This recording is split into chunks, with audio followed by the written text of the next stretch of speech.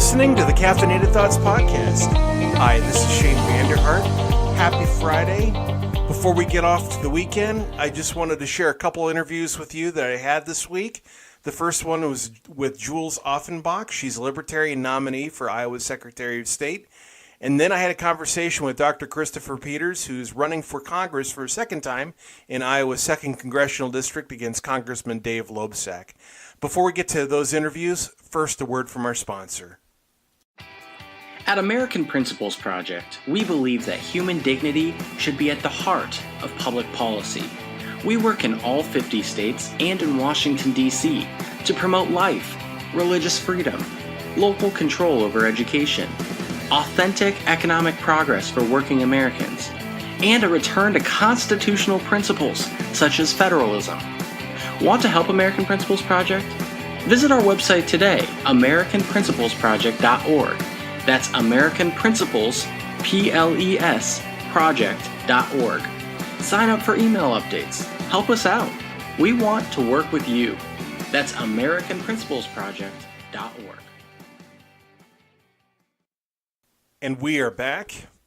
Jules Ofenbakh will actually be Julia Ofenbakh on your ballot this upcoming election day, or if you're voting early. She's, again, I said she's a Libertarian nominee running for Iowa Secretary of State. She's a Russian immigrant. The Libertarian Party chair says she's the Russian that you do want in charge of your elections. She's an attorney from West Des Moines, and had a good conversation with her. So without further ado, here's my conversation with Jules Ofenbakh. First of all, welcome to the Caffeinated Thoughts Podcast. Thank you. I appreciate being here. Not a problem. Glad to have you on. A question I ask every single candidate that I ever speak to when I have my radio program as well as this podcast: why do you want to run? Because I see an opportunity to improve processes, and I also am upset with the voter ID law, and that's something that I'd work on repealing. Okay, that's interesting. Why are you against voter ID? Because I don't believe that it produces any beneficial results, and I believe it's just a waste of taxpayer money. For example, the 2016 election, out of 1.6 million voters, there were only found 10 to be cast improperly. So that's 10 votes, right? According to our current Secretary of State estimate, it's to implement the current law is going to cost $100,000. Oh, no, pardon me, $1 million, which is $100,000 per vote. The ACLU pulled numbers from Indiana, where a similar law was implemented, and it cost about $10 million to actually implement that law. So we have between $100,000 to $1 million per vote of taxpayer money to do what? 10 votes out of 1.6 million most certainly did not make any impact. So go ahead. Sorry. Oh, there's more to this. I'm very passionate about this. Yeah, go for it. That's why we have you on. Good. So the other problem is that in the same 2016 election, Dallas County lost about 6,000 votes, like 6,000 ballots. And when they did locate them in February, after the election, they were very quick, the county auditor and Mr. Pate were very, very quick in making a statement that it had no impact on our elections because the votes that were found, the ballots that were found, they were cast in proportional manner as the ballots as general results. So it would, while the numbers would change, but the result of the election would not. So if we have almost 6,000 votes that made no difference in our election, why are we spending so much money on 10 votes? Okay. You know, add to that right to vote is a constitutional right. It's a fundamental right, and we don't need a state-issued ID to speak freely. or have freedom of press or freedom of association, why do we need a state-issued ID to exercise our fundamental right, like vote?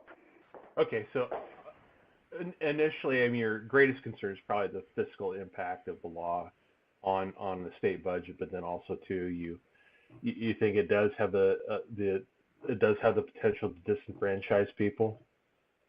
Absolutely. Okay. I know I actually come from a different perspective, but I'm glad. It's good to hear your perspective. I'm just with Dallas County. Okay, here's a scenario for you. Dallas County is heavily Republican. That's one of the primary reasons why the results probably wouldn't have changed. However, someone would argue in districts that are swing districts where the margin of victory is there's some House races that margin victories under 100 people, sometimes under 50 people. I've even seen a House district race won by 6 votes.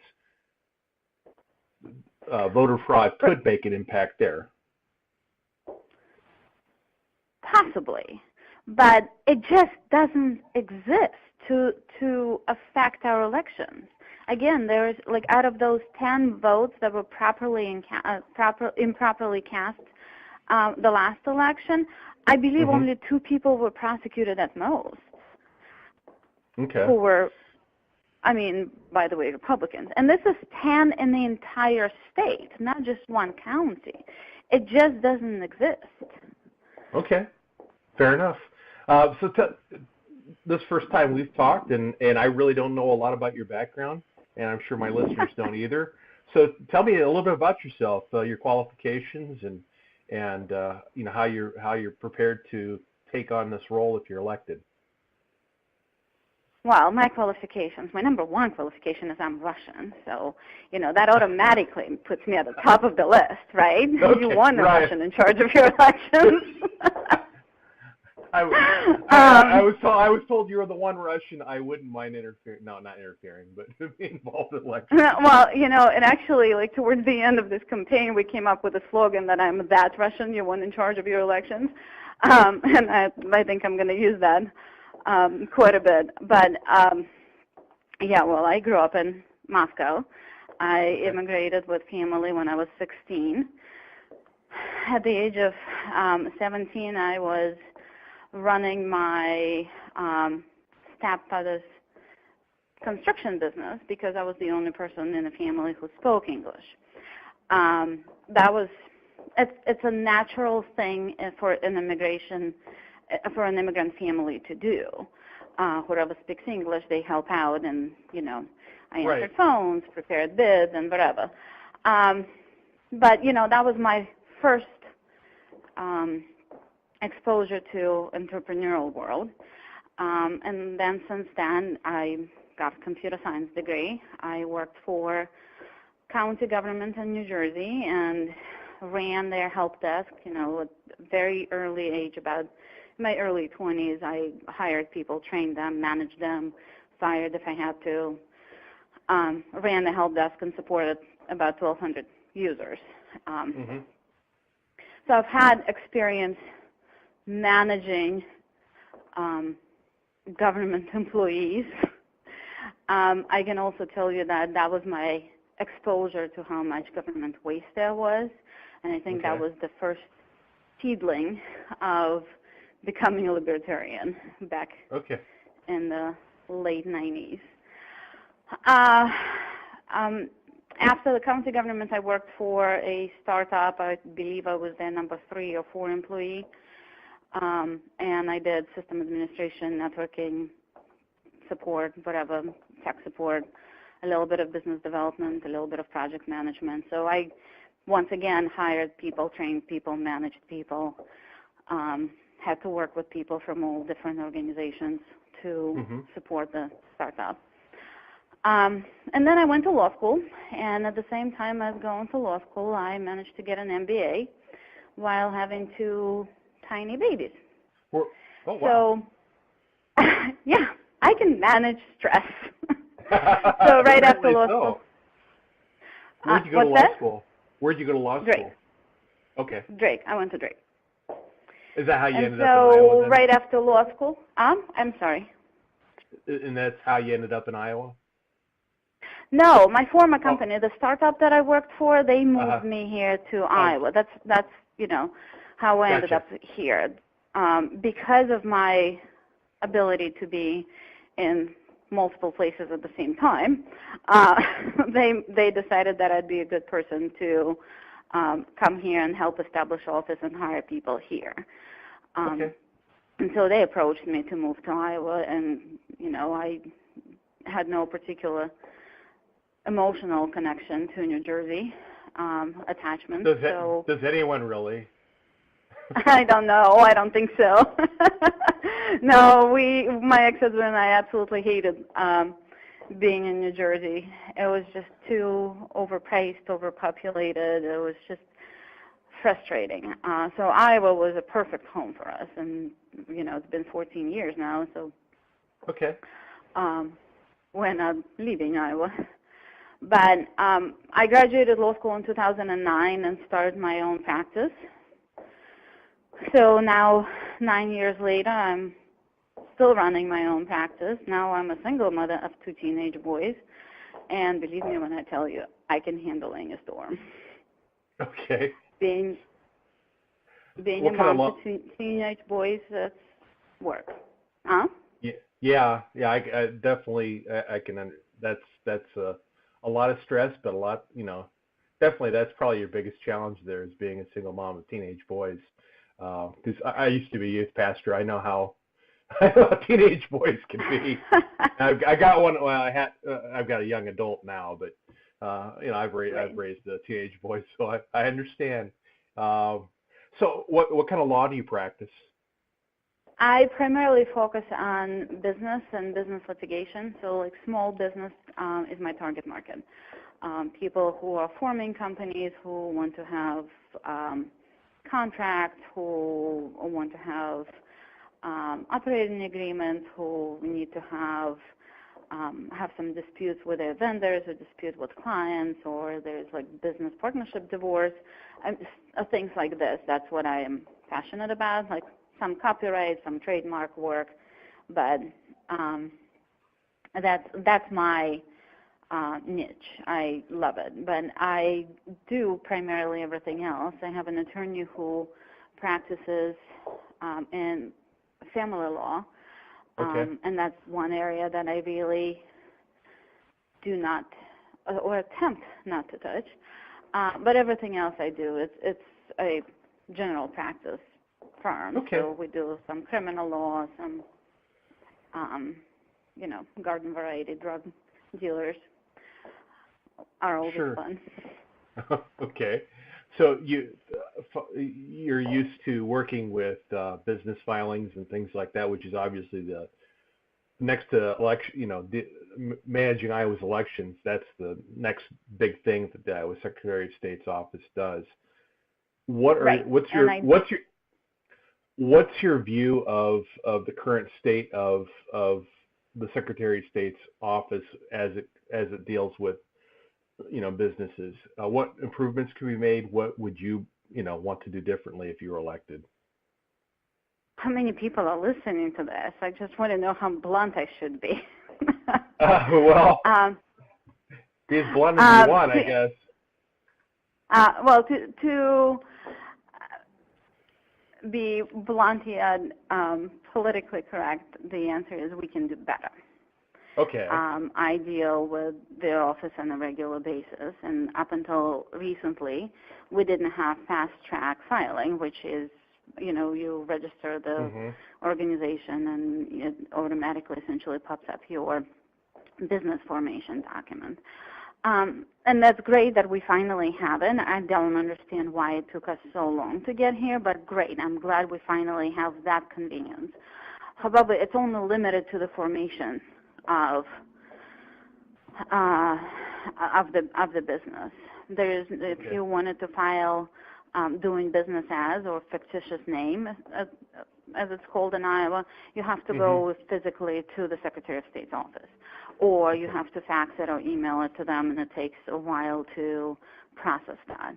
I don't, from the technological point of view, I don't understand why this isn't done as automatically as the formation of the business, or why is it not all electronic? From the technological point of view, it should be all one database. So if we have the field to create the business, why do we not have the field to add a fictitious name? Okay. It just makes no sense to me. And I most certainly know the things to look for because of my computer background to see what can be and should be fixed. Okay. Things like mechanics liens. I had a client a couple of weeks ago who came to my office so that I could explain to him how to file it. You should not need an attorney to do that. It's a mechanics lien. You should not. You should be able to do it on your own. And he, by any means, was not, of any below intelligence. He's a smart guy. He's been in business for many years, and he just needed help with that. The other thing that we can improve is providing more information to businesses. And you don't need to invest a lot of money in this. Like, you can just throw it on a website. But if you have a photography business registering, providing access to the new tax law and the collection that the state of Iowa is doing for the tax law is something that can be easily thrown on a website. Or even how to go and register your AAN number. I don't think it's there. Why not? Like, okay, great, you registered your business. What do you do now? So support and information is not going to hurt at all. Okay. So any other changes you'd bring to the office if you're elected? Well, I'd start with an audit of the office, and the audit would result in being able to evaluate properly the most effective and efficient way to improve the processes. So that's what I would do. Improve election process, like automated registration would be a great thing. Automated voter registration would be a great thing. Provide more information about the polling, or provide education to the county auditors. I know that there's a county auditor association, and our current Secretary of State refused to sign the contract with them, so essentially he's not participating in any of their meetings or any of their training, and vice versa. Okay. Which is problematic because county auditors are the first people to supervise the election, and as the chief election officer in the state of Iowa, you need to communicate with people who do that, right? Right. At least I would think so. That would make sense. Right. So just final pitch for our listeners. Why should they vote for you? Because I'm qualified. Because I'm passionate. I'm passionate about the issues that we discussed today. I didn't run just for the sake of running. I am running because I believe I can make an impact, a positive impact on the elections as well as on the business owners' lives. All right. Well, Jules, thank you so much for your time. I appreciate it. Good luck to you. Thank you. And, should you win, we'll have you back on. Or we might have you back on for another reason, too. So who knows? I appreciate it. Thank you for your time. Not a problem. Take care. I hope you enjoyed that interview with Jules Ofenbakh. Now, I had a chance to talk with Dr. Christopher Peters on Thursday. Dr. Peters is a two-time Republican nominee for Iowa's 2nd Congressional District. He's running against Congressman Dave Loebsack. He served 9 years as a general surgery resident and staff general surgeon in the United States Army. Also, after getting out of the Army, he moved to Iowa City, Coralville in 2004, and now owns his own clinic. So without further ado, here's my conversation with Dr. Christopher Peters. Dr. Peters, welcome to the Caffeinated Thoughts Podcast. Good to be here, Shane. Thank you. Hey, very welcome. So a question I decided I'm going to start asking everybody I interview because we're the Caffeinated Thoughts Podcast. What is your favorite coffee drink? I like cold coffee with cream. I've got Okay. one sitting right next to me, and iced latte if I can get it, but at home we just do pressed coffee, French press coffee, and keep in the fridge. Okay, what's your favorite roast? Medium or dark, I don't really care too much about that. I'm not that, I just know I like the taste of coffee, and I haven't really been discriminatory too much regarding that. So you're not a snob like me. Okay. Do you do? I probably could become one, but I'm more of a beer snob than I am a coffee snob. I'm both actually. Do you since you like iced coffee, do you do cold brew? No, we do the hot brew and then just stick it in the French brew. press and let it sit there for sometimes hours before we press it down and put it in the fridge. Okay. All right. Cool. So moving on to actual substance. No, this is important stuff. What you drink is important stuff, right? Absolutely. I think sometimes that actually might be more fascinating than some policy questions. But life is too short for bad coffee or bad beer. Absolutely. We are in 100%. I think we could probably get bipartisan agreement on that. So we should be able to get it on that, for goodness sake. I would think so. A question I always ask candidates, I've asked you before when you're on the radio program, when we had that, but you're running again. So why are you running a second time for Congress? Well, I'm running a second time for the same reasons I ran the first. I think there are certain issues, and I'm sure we'll dive into those, that really need to be addressed, and Congress isn't fixing them, and I don't see my current representative as being part of the solution. So, I want to address those issues. I want to make sure our country, our republic, is worth inheriting for future generations, including my sons and grandson now, and I remember you meeting your daughter last year as well. For your kids also, and everybody's children and grandchildren. So the reasons for running are the same. Why again? I think we could capitalize on the name ID we built up last time, and especially the experience we got. So, and I think this race is going to be very tight, but I think we're going to win. Okay, so what are you seeing when you're on the campaign trail? People are saying, "Hey, I remember you from last time." I mean, are you hearing about the same issues, or things changed? What's going on? Most of the issues are the same. The one that's kind of the most interesting is 2 years ago, I got questions on mental health all the time. It was, I think, easily the most common question. I hear it much less now, even though I know it's still just as much of an issue for people, but I just don't get those questions as much now, and I'm not sure why. I just find that curious because I think it's still a huge need that needs to be addressed, but I'm just not getting those questions as often. So let's drill down on that. How do you think that can be addressed from the federal level, or should it even be addressed? Well, it probably can't, or I should say, it probably won't be.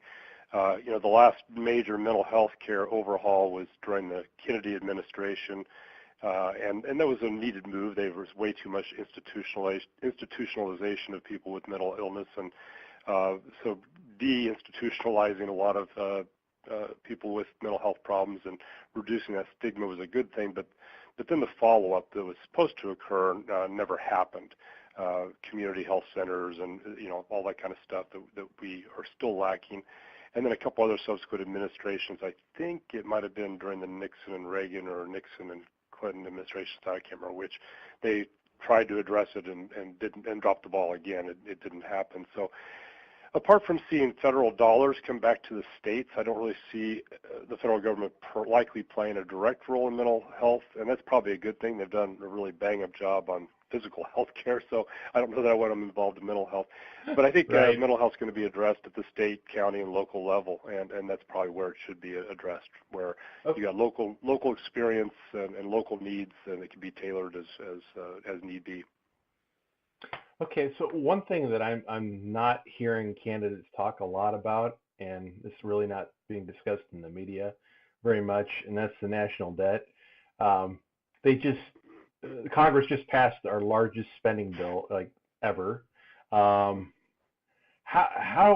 do we need to approach this? How do we get I guess, how do we break the addiction to spending? It seems like we have, and get our fiscal house in order. And you and I share that issue. That's one of my top issues, but you're right. It doesn't seem to be talked about nearly as much. It's talked about commonly when Democrats are in charge of the administration or Congress, and then Republicans also talk about it a lot. And then when Republicans are in charge, it seems to be an issue that dries up, which is sad. But I'm concerned about that. Over $21 trillion in debt. That's stuff we're going to be passing down to future generations. I think that's a morally, unambiguously bad inheritance to be passing along. And you're right. I think it's really, as much as I like the idea of tax reform, and there's some things in the tax package last year that I like. There's what we really need is spending reform, and that's across the board. We really got to look at everything, in my opinion. Healthcare is at the top of the list for me, because that's the fastest growing segment of our federal budget, and so if we address that, that'll have the biggest bang for the buck. But every aspect of federal spending, I think we really need to be taking a look at. And it's been, I'm sure you probably know this little fact, but it's been over 21 years since Congress passed a budget under called regular order, right?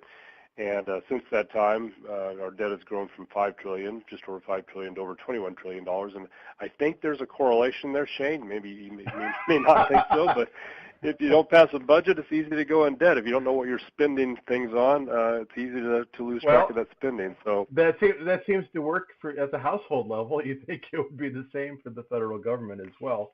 I mean, states and their businesses too. Yeah, exactly. Right. Yeah, and states, at least Iowa, anyways, forced to have a balanced budget, and that's one of the reasons why we don't have runaway debt here in the state. Not that we don't have any with the previous jobs that Governor Culver got us into, but anyway, that's a whole separate can of worms. I just wanted to ask you too, with the recent news with these bombs that have been sent to different Democrats, with President Trump, praising the Montana congressman who body slammed a reporter, with all the calls for incivility on the left. How do we regain a civil public square? God, we just got to fight for it every day. I think you would agree with that. It's not something obviously you can legislate, but we've got to have people. We've got to elect people who are going to provide, not just elect people. We got to look to people in our communities who are providing a better example. Humans are great at emulating behavior.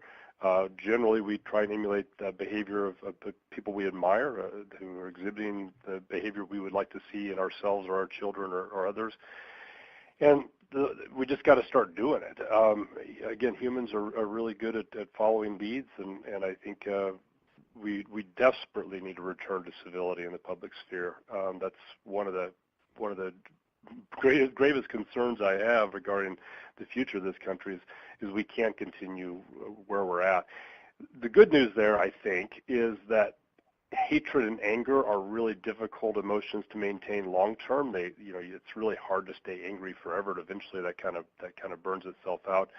So right. I'm hopeful that eventually we're just going to get past this point. You get tired when you're angry all the time, right? You get tired of being angry. So I'm hopeful that will eventually kind of burn itself out. But we need people who are showing a better example of how to behave in the public sphere. Do you think part of it too is that people tend to live and read and exist in silos more than we ever have no doubt. before? Okay. Oh, no doubt. I was thinking about this I think it was just yesterday. I was driving around or doing some stuff in the community. I'm like, it was just yesterday. The real world's beautiful. I can talk with almost anybody if they disagree and have a really good relationship, good conversation. The sun's out. Yesterday was gorgeous, beautiful day. Then you return to the really sometimes ugly world of virtual reality and anti-social media. And I know you've probably seen some of the stuff on my campaign Facebook page. It's just, boy, the trolls are in heavy, and it's really a depressing place to be sometimes. And, and you're right. As far as consuming media, we tend to go to the sources that already confirm what we believe. I can't remember whose quote it was. It says, we used to read the news to inform us. Now we consume the news to affirm us. And I think that's that. We should be entertaining different viewpoints because that's how you learn. Right, absolutely. Kind of along these lines, since Facebook and Google, they have, their major platforms for speech, and there's been a concern, and also Twitter as well. There's a concern about these platforms restricting some speech but not others. And of course, we've got congressional hearings because we have to have congressional hearings about everything, it seems. I think it seems like some on the right even, and I think this is mainly coming the right because the right's the one that's experiencing kind of the blowback, or not the blowback, but the consequences of Facebook and Google and Twitter doing these things. But there seems to be this push to call for greater regulation of these platforms. How do we address the speech issue? Should we regulate? Should we not? I mean, how do you think we should address this? I don't think we should be looking at legislative fixes to this. It's, legislation is always a very heavy-handed approach. You only want to use it when you absolutely need to. It seems like we've had Facebook and other social media forever because they are so embedded in our lives right now. But the reality is they're still very new. We're still navigating how to use them. They're still navigating how to interact with us. I think this will be an ever-evolving process. I'm for free speech, but on that hand, you got to recognize these are private companies. They're not public utilities, so they have the right to ban certain types of activities on their platforms. And if there's enough demand, then potentially another competing platform will emerge. Of course, then we potentially into the problem of even greater silos, where we now have right Facebook and left Facebook or something like that. Right. But again, I don't think we'll probably get there. I think let's see how this process evolves. Take a step away, people. That includes me. I'm talking to myself here. Take it a little less seriously. Just go on the internet to check out the cat videos and see the baby pictures, and that's probably good enough. Great. So, what are your thoughts on the Russia investigation?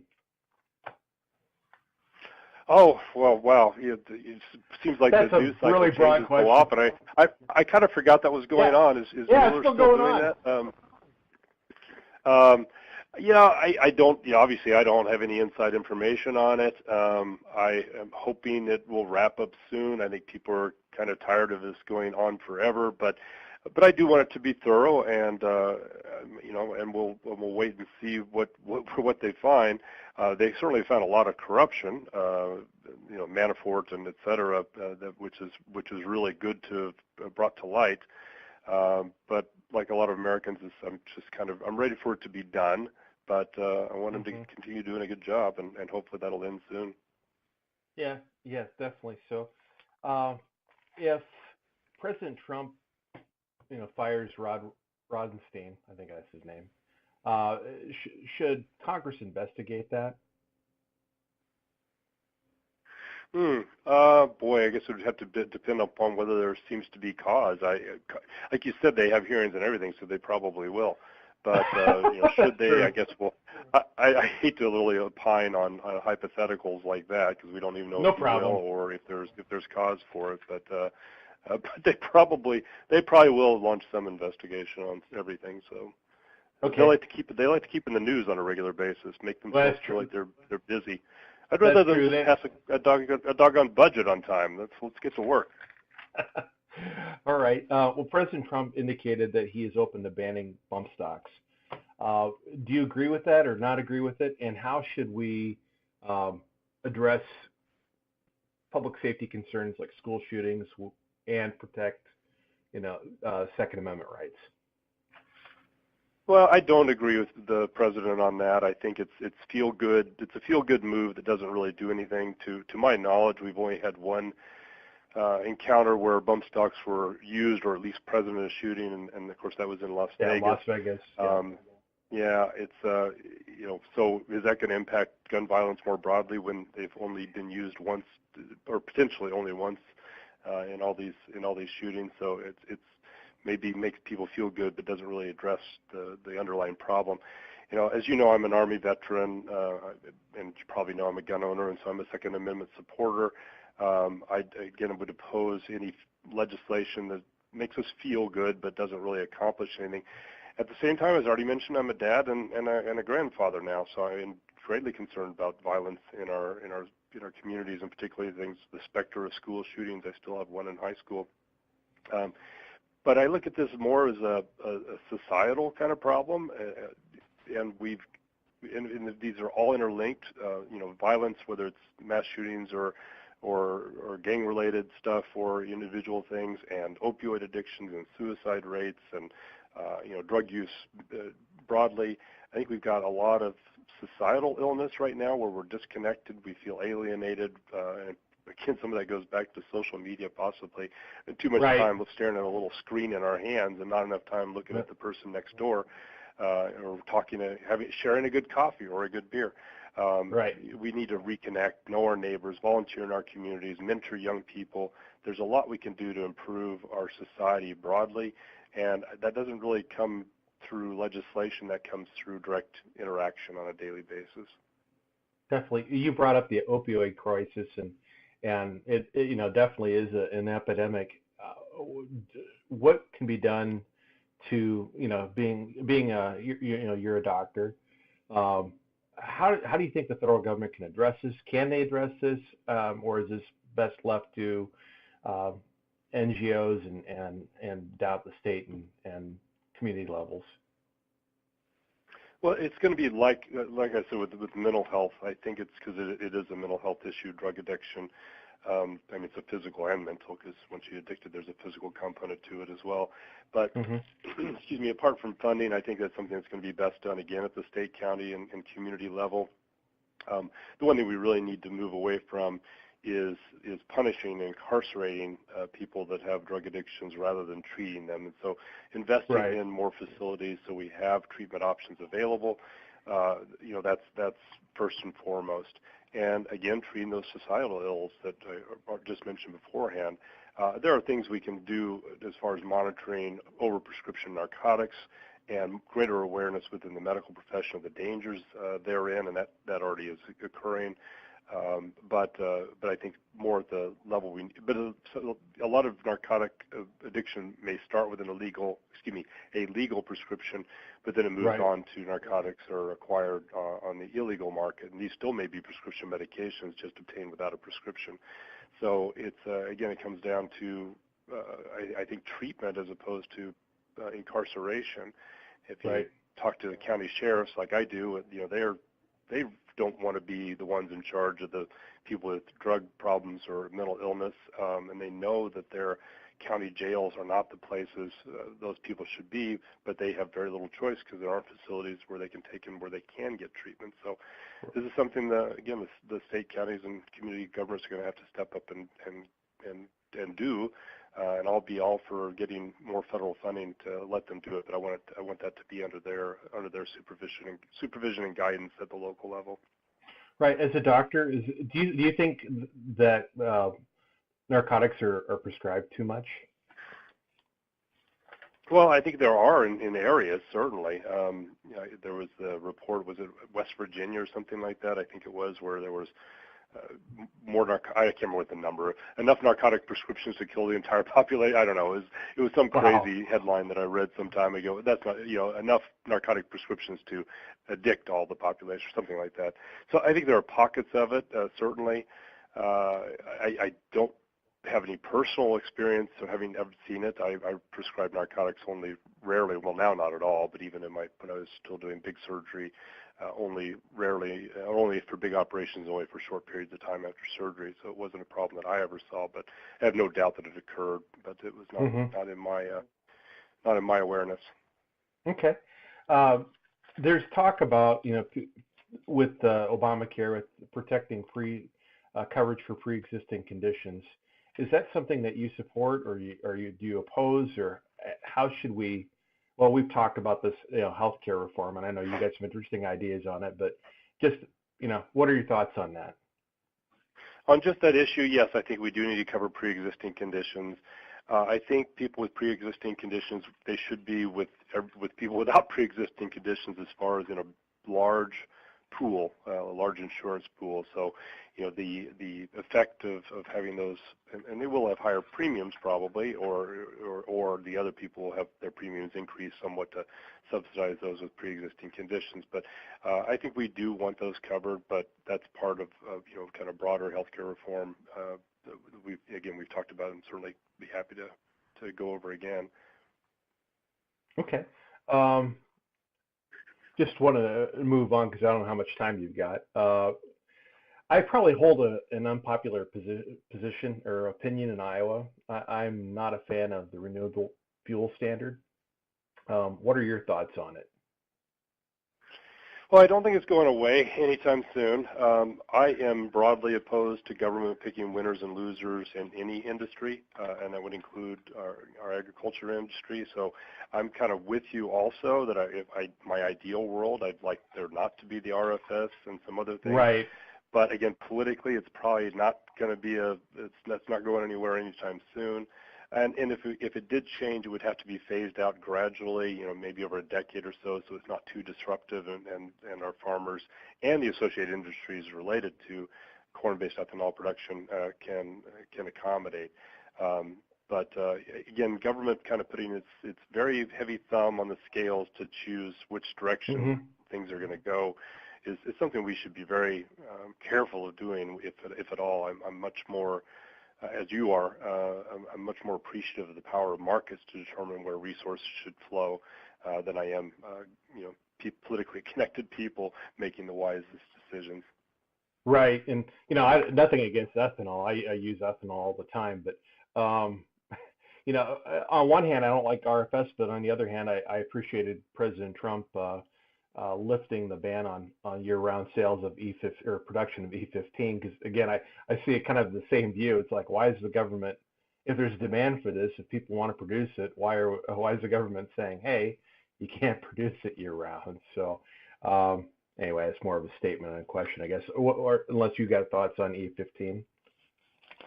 Oh, I don't. I actually tend to avoid the ethanol blends. I think that one car's a Mini Cooper. I think its performance is better without the ethanol, and it seems like it's a little better.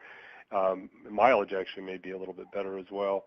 And then I have an older '68 Volkswagen Bus, and I'm a little worried about putting ethanol in it because I know that engine was made long before there was any such thing as ethanol blended gasoline.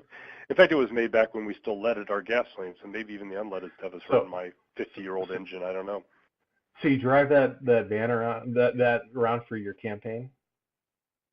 I've had it for about 10 years, so I got it well before my campaign. I drive it typically only kind of locally. I tend not to take it for long distances. I've driven it down to see my dad in Kansas a couple times. That turns about a 5.5-hour drive into about a 7.5-hour drive because it doesn't go that fast, right? Right. But right. And it's very there's no cruise control, there's no power or anything. But it's a lot of fun to drive. You get a lot of smiles and peace signs and thumbs up from people when you pass them. But beginning later today, actually, Reynolds and Gregg, Governor Reynolds and Lieutenant Governor Adam Gregg are going to be doing a tour. They've been doing it, started around the state in their RV, and they'll be in the 2nd District today and tomorrow. So we're actually going to take the bus on the road today and drive down. We'll end up, I think, in Keokuk tonight and starting up again in Burlington tomorrow. So the bus will get a little bit of a road trip in the next couple days. Cool. So I want to end our time on just a discussion about foreign policy. Do you agree or disagree with President Trump's approach towards Saudi Arabia in light of the Khashoggi murder? Has he done anything new, particularly regarding Saudi Arabia? I got to admit, I've been so busy campaigning that I haven't really followed very close. Not. I mean, they haven't really discussed anything. It's kind of more of a cautious approach. I mean, how should I guess a better question would be, how should the United States approach this? Saudi Arabia being an ally, so. Well, the part with Saudi Arabia that concerns me more is their ongoing proxy war in Yemen. We're seeing far more people killed there than one journalist. All the journalists being killed in the Saudi Arabian embassy is, or presumably killed, I guess, is still in the Saudi Arabian embassy is horrifying. What's going on in Yemen is much more so. The idea of us selling arms to Saudi Arabia and other countries, that those arms are then in turn used against oftentimes innocent civilians, is deeply disturbing to me as just a caring human. So I think we really should take a long, hard look at who we're selling arms to and why, and does that really make sense going forward. Of course, the counter argument is, well, if we don't do it, they'll just get it from the Chinese or the Russians. That may be true, but still, I'm not really happy with the guilt and blood on our hands from selling those arms in the first place. Okay. And that's not just Saudi Arabia, obviously. Sure. I mean, you could apply that to a lot of different nation states. So how do you? There's this caravan coming up from South and Central America, and it may eventually get to the border. I can't believe all those people are going to necessarily walk the entire way and make it to the border. But how should we address these people coming when they hit our ports of entry? So I think let's take a step back before talking about whether whoever may get to the border. But so we've had these before, right? The last one I think was in the spring sometime, April or May. And it was much smaller, but those folks, I think most of them dissipated out into Mexico on the way up, so very few. I think it was just on the order of 100 or so, maybe 200 actually made it to the border, and I don't know the disposition of them once they arrived.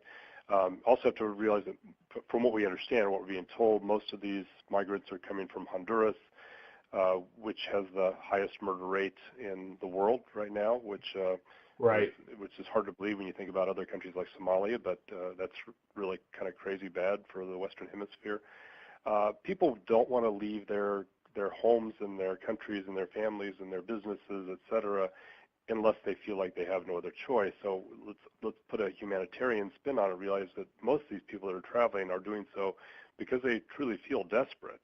Now, once they get to the border, however many might get to the border, we will do what we have always done, I hope, and that is to evaluate if they present with claims for asylum. Those claims will be vetted to see whether we think those are worthwhile honoring, and those are because those are international norms that have existed for a long time, and that benefits Americans as well when we're in other countries. So we don't want to violate those norms, and we would process them and according to whether their claims seem legitimate and verifiable. And again, most people, your ancestors, my ancestors, came here because we were seeking a better life, and I think that your clan and my clan probably made America a little bit better for having come here, as exemplified by you and I, right? Right, absolutely. Yep. Product of the Dutch coming over, so that's been great. Kind of last question, just to follow up this discussion about the caravan. Some of these people come to the port of entry, but unfortunately, what we've seen is a lot of them try to cross illegally. And if they have families, how do you think that we should address the whole family separation issue? I know they're making attempts to fix, and there's a consent decree, the Flores consent decree that's kind of hanging over all of this. But how can we uphold our law on one hand, but yet try not to break up families on the other? Right. Well, I think number one, you just kind of alluded to the people that cross illegal. We definitely do need to secure our border. And so the people that are coming here are going through ports of entry where they can be processed, and so we're having less kind of seepage, if you will. But if they arrive here and they're seeking asylum or whatever, I think we should try to keep families together. Of course, some of these times people are coming, they may not be direct family members, but so we have to try and do our best to try and vet whether but if it's clear that mom, dad, and a couple of kids have come over, I think they should be kept together, whether it's in a detention center. But of course, the main limitation there is that then the children can't be kept in a detention center for longer than, I can't remember what the number of days is. Like 18 or something like that. Right. So I think they need to be it bothers me that families are separated. We've heard stories where the families were separated, the adults were sent back to their native country, Guatemala or wherever, and the kids here still, and now they got to try and go to Guatemala or wherever, find the parent and reunite them with the child. So which I don't understand how in the world, or why in the world they would support a parent, or, a parent without their child. That's just appalling to me. Well, it's appalling that did you serve any time in the military? I did. Yeah. Yeah, that's what I thought. Well, you remember how incredibly intelligent and efficient our government can be sometimes, right? So it's true. It's not really a surprise to me that they can kind of lose paperwork or lose track of where one thing is, and their computer systems are probably Tandy computers from the 1980s, right? I'm right about that, but they are. But it's not state-of-the-art stuff a lot of the time. Right, and let me rephrase that. I'm appalled, but I'm not surprised. I mean, it's like I can't, on one hand, I can't believe it's happening, but on the other hand, I agree. Yeah, government is definitely not efficient like it should be. Any closing thoughts before I let you go? Anything you want to make sure our listeners know about your campaign? Sure. Well, I'll just point out the website, drpetersforiowa.com. So that's drpeters, PETERSFOR, Iowa.com.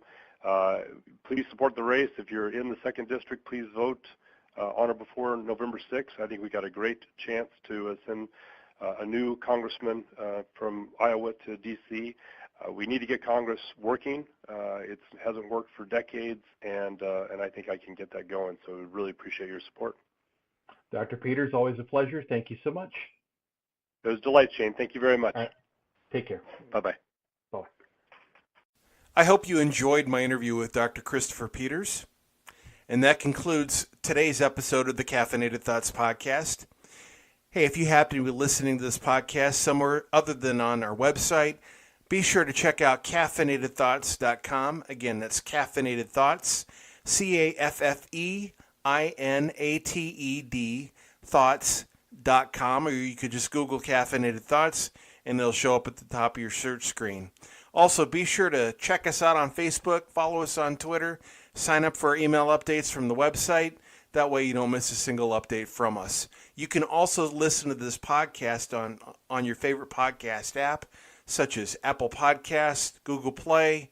We're also on Spotify, on Stitcher, Podbean, and I think that's all of them. If I'm missing one, let me know. Shoot me an email at shane@caffeinatedthoughts.com. If there's another podcast app you'd like to see us on, we'll work to get that added as well.